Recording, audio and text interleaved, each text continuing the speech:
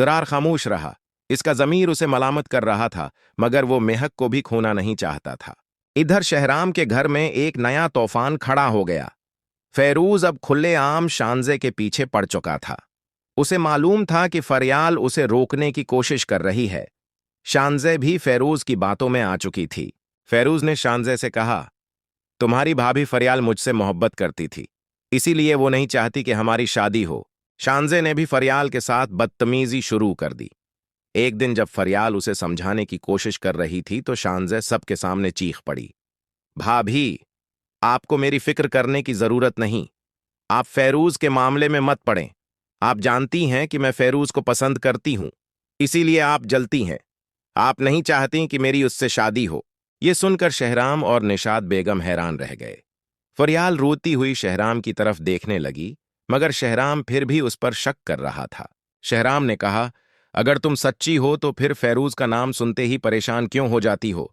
तुम उसे बार बार रोकने की कोशिश क्यों करती हो? अब फरियाल के पास कोई रास्ता नहीं बचा था।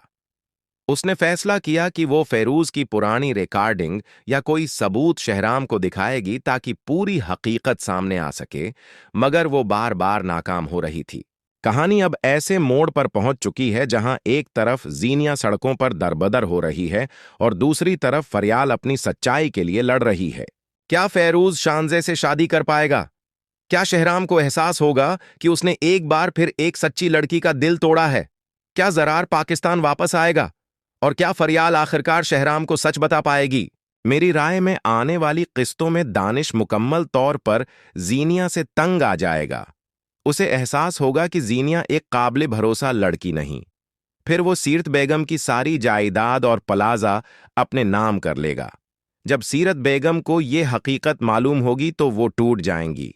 दानिश हंसते हुए कहेगा, मुझे कभी ज़ेनिया में दिलचस्पी नहीं थी। मैं सिर्फ तुम्हारी जायदाद हासिल करने आया था। ये सुनकर सीरत बेगम अपने सिर पर हाथ रखकर रह जाएंगी और उन्हें एहसास होगा कि जो उन्होंने दूसरों के साथ किया था, आज वही उनके साथ हो रहा है। मेरे ख्याल में फेरूज मुकम्मल तौर पर बुरा इंसान नहीं। शादी वाले दिन भी वो अपनी मां के दबाव में आ गया था।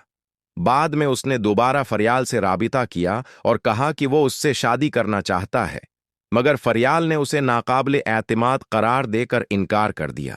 अब देखना यह है कि जब शहराम को पता चलेगा कि फरियाल दरअसल शानजे की वजह से फेरूज से मिलती थी तो उसका रद्द-ए-अमल किया होगा। आपके ख्याल में आगे क्या होने वाला है? अपनी राय कमेंट में जरूर दें।